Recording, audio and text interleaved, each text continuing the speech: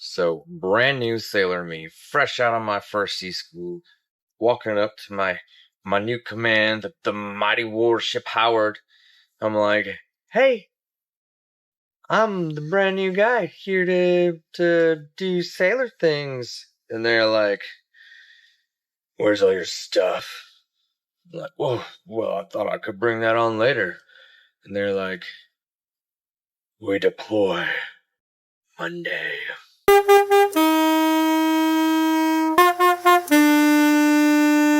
All right, so today we're talking about my first deployment.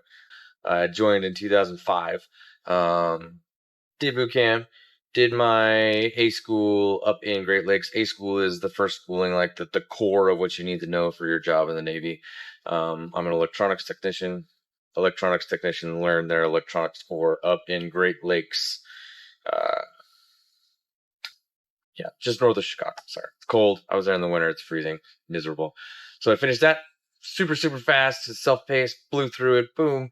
And then I go to San Diego for my first C school. C school being like the less broad, more detailed, certain systems, certain electrical things, right? So do my C school, get out of my C school, going to check in on my first command, the USS Howard destroyer in San Diego. Boy, what a beautiful ship she was.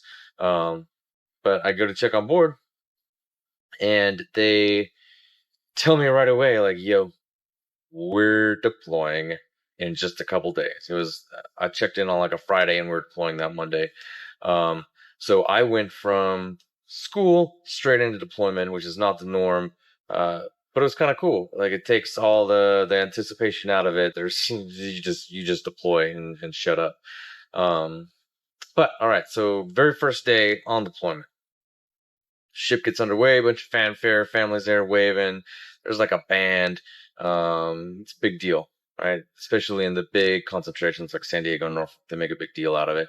Uh, and you're in your dress uniform, right? I'm in my whites. Everyone's in their whites because it's San Diego in the summer. And we do a thing called man the rails, and that's where you stand around the lifelines or the edge of the ship, and it's a real cool looking thing when the ship pulls in or out, and they have their crew evenly spaced around their lifelines, in their fancy uniform. And it's cool just to be there to see, because you get to watch from the ship, you get to watch the band and the people, and they're waving, and there's like news crews, and it makes you feel, especially your first one, man, you're like, "Oh, cool, I'm finally doing something with my life." Um, so we're doing that. And I had a pretty cool chain of command, a cool chief at the time, and he, after we man the rails, everyone's going back. He comes down, he's like, "Hey, we're gonna do a muster right now, but I got you." Muster means like they see everyone and mark them present. Uh, I got you if you want to stay up and just kind of watch the scenery as we pull out of San Diego Bay. And I'm like, "Yeah, that'd be cool. I'll stay up here, watch things."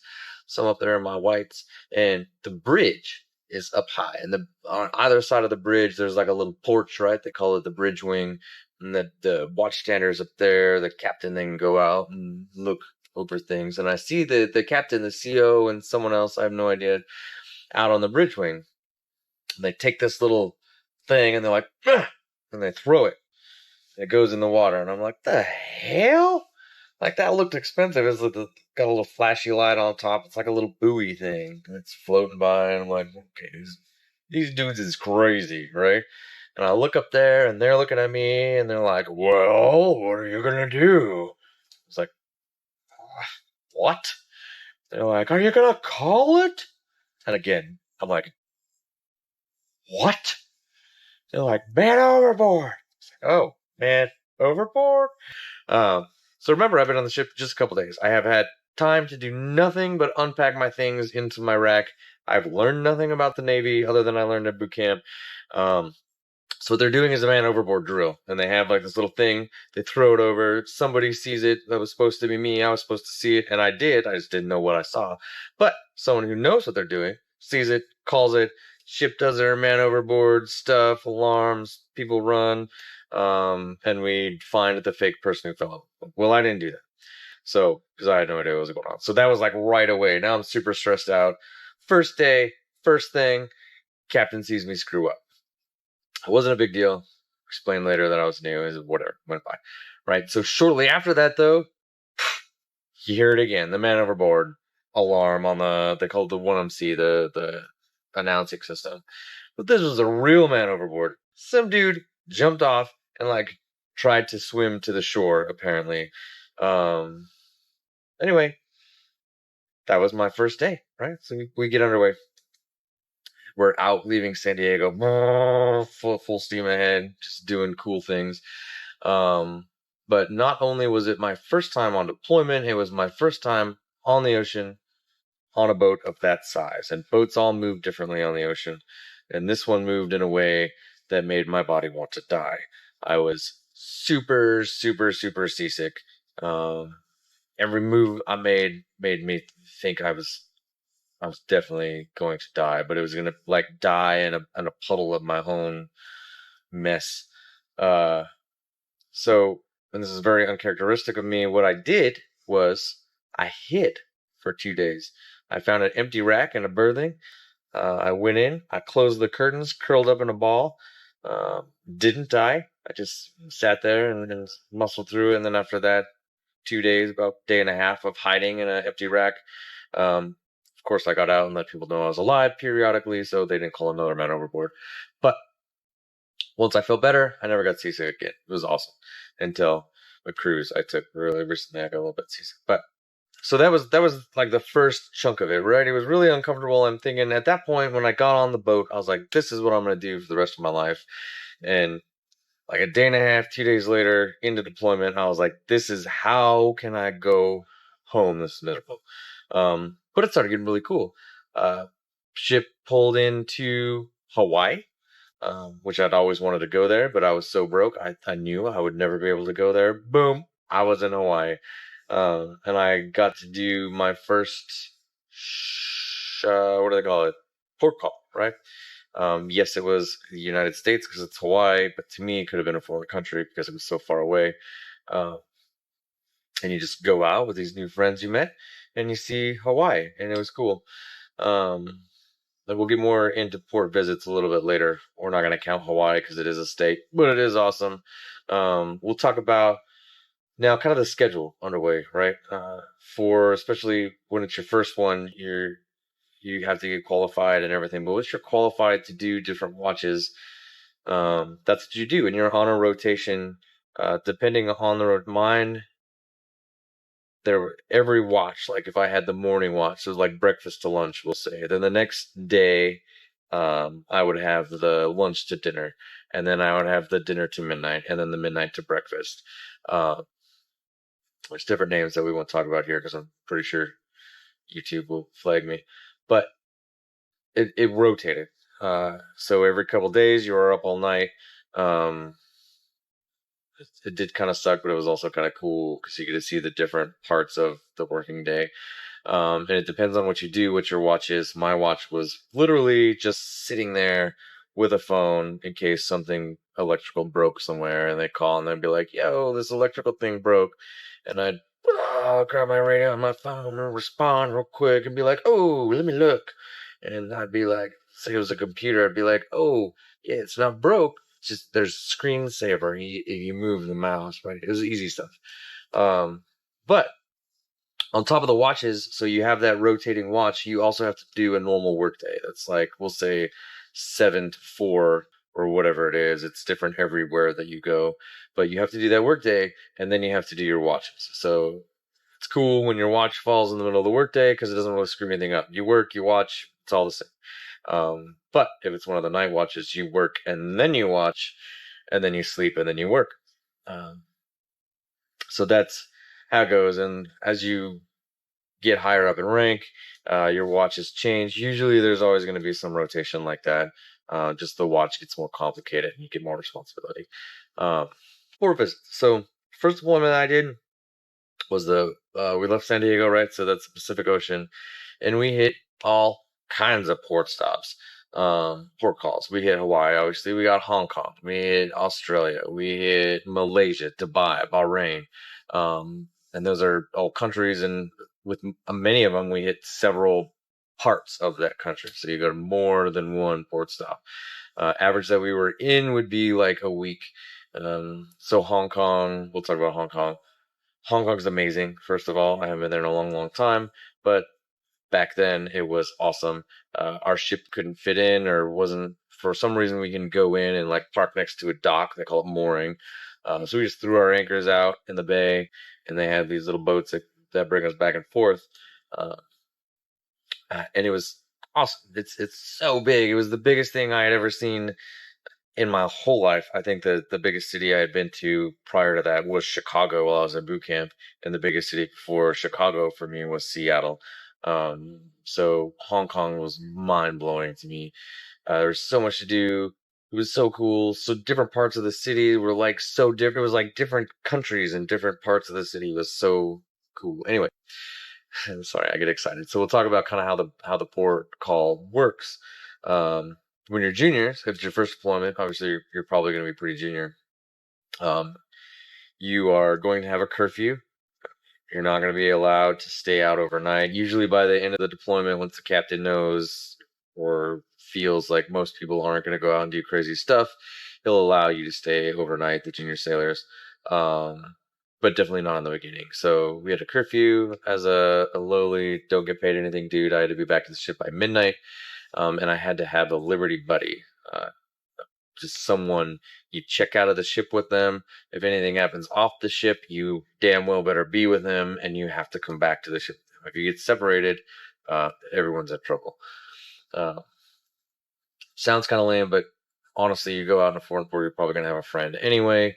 Uh, but it was a good time. We went out in Hong Kong. We went all over Hong Kong. Rode the ferry. Went up Mount Victoria. Went over to Kowloon. Did all kinds of cool stuff. And as like I was saying, like as the deployment went on, the curfew got later and later until they let us go overnight for the junior sailors. The senior ones got overnight liberty right away, but you have to earn that as a junior sailor. But it's really neat if you want to see the world. Right? Like I listed all those places. That's one deployment. I've been on many, many, many deployments. So probably the best way to get paid to see the world that there is. Anyway, so that's port visits. Things that you do underway that you won't do anywhere else in any other organization. So the Navy does a thing when they cross the equator for the first time.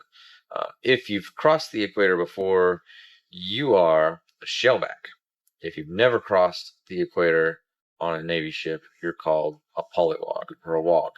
And there's this big day crossing the line ceremony, and it is about 24 hours, close to it, of events helping you transition from a polywog to a shellback. It's cool. It's tradition. Navy's been doing it for a long, long time, and it's really cool to take part of it. There's costumes and all kinds of crazy stuff. I'm not going to get too much into that, but I'm sure you can find some of that on the internet. What else did we see? We saw parts of our deployment. We were with an aircraft carrier, and they would do an air show. So they'd be like planes going everywhere. At one point, I was standing up watching little me, right? I had my front row seat, and I'm looking because you think the planes are all over there, and then it feels like it touches your hair because they come out of nowhere, like, and it scares everyone. They're like, ah! Even if you know it's coming, it's still scary because they're so fast, and you don't know they're coming from back there. It's so cool. Goosebumps, hard nipples, everything. Awesome. They do steel beach picnics. So most ships have a flight deck. That's your steel beach, cadet beach, made of steel flight deck. And they'll do barbecues out there still. So they have these huge barbecues. Usually the high ranking people, the chiefs and stuff will cook amazing burgers. And you just chill. Put on your civilian clothes. Usually it's jerseys or Hawaiian shirts on deployment. That's just what people do. You can fish off the back a lot of the times. Golf off, like hit balls off the back, golf balls. It's just like a party, a beach party on the flight deck. Obviously no alcohol because you're deployed on a ship, but still a ton of fun. They also do flight deck movie night, so they'll put a big screen up on the wall, play a movie on a projector. Really, really cool. Depending on the sea state, sometimes you can't really hear what's going on because the sea's so loud. But when it's not and you can, it's cool either way. But they serve popcorn, all kinds of stuff. You can bring little blankets out. It's a good time. Um, some flight deck movies. Swim call. They let you jump off the ship and swim. So my first swim call was over the deepest part of the ocean in the world, Marianas Trench. Um, Parked right on there. Captain got on. I was like, "Hey, we're in the deepest part of the ocean. Let's go swimming." And we did. Jumped off the ship into the water. Lots of sharks there. So they put our little boats. We call them ribs, rigid hull inflatable boat, RHIB, rib. So they'll pop that in the water. They put a 50 cal machine gun on there. They have people on the ship looking down, people on the boats with their 50 cal machine guns looking for sharks. If they see a shark, they'll pop, pop, pop, pop, pop, pop, pop. No more shark. We didn't see any sharks, but we did get to swim in the Marianas Trench. Not many people can say they did that, and other places. And so that's kind of the normal stuff on holidays like the 4th of July and New Year's Eve. Ships such as the mighty warship that I was on that has a lot of different ways to make things go boom. We'll do a fireworks show. We have no fireworks, but it's definitely still a fireworks show, if you catch my drift. And that is one of the coolest things I've seen in my entire life. So that's the fireworks shows are awesome. And then when you're coming home, usually, most of the time, they'll do what's called Tiger Cruise. So I was stationed in San Diego, and if you wanted to, you could have family or like a family member, maybe to fly and meet you in Hawaii. And then they would then come on the ship. They would get a rack on the ship, and they live. So your family is doing the Navy life. They're living there. They're getting up. They're watching you do your job, and they sail with you from Hawaii back to San Diego. And that's really cool too. They usually during that they'll do another air show, so they can see it. They definitely shoot all the guns. They let them shoot the small arms like the 50 cal. Them being the family. It's a really really cool experience. So yeah. Anyway, lots of cool stuff that you do on the actual deployment while you're underway, other than just the port calls. So then you're on your way back and you have a homecoming. You pull in and it's just like when you leave, only it's way cooler because you're back and but there'll be a band, there's family, there's news crews, everyone has like a banner and it's awesome and you're manning the rails in your fancy uniform. You pull in and everyone's happy to see you. And then hopefully you don't have duty that day and you just get to go home, right? If you have duty, you have to stay and get the ship all moored and make it all cool like it's supposed to be. And then you get to go home the next morning. But yeah, that's pretty much it. It is a lot of work while you're underway. It's not just all fun and games. There is a lot of fun. You definitely make the best friends that you'll ever have in your life and memories that you'll never, ever, ever forget. And you'll lose a lot of sleep. But it's totally cool. It's a lot of fun underway. Really a lot of fun in port. Super cool coming home. It's a cool feeling that most people don't get. So, yeah. So in the beginning, right? Checked on the boat. And they're like, "We deploy Monday." So when you transfer to a command, they have what's called a sponsor, and they're in contact with you uh, as you come. They should be in contact with you. Like while I was in school, I was talking to my sponsor. He was telling me about the ship, telling me the things I should bring, and he also had told me that there was a deployment. So I totally knew when I checked on board that there was a deployment. I did have all my stuff ready. It wasn't on me then because I didn't want to carry it on the ship in my dress uniform, but it was no big deal. Came back later, loaded my rack, and I was ready to go by Monday because I knew it was coming. But yeah, that's that. If you have any other questions, Navy life, or back to the PCS process, the move process that we're talking about in my other series, put in the comments. Yeah, anything, questions, concerns, criticisms, put them in the comments. Like, subscribe, do all the things. I don't know. It's up to you. I don't care. Bye.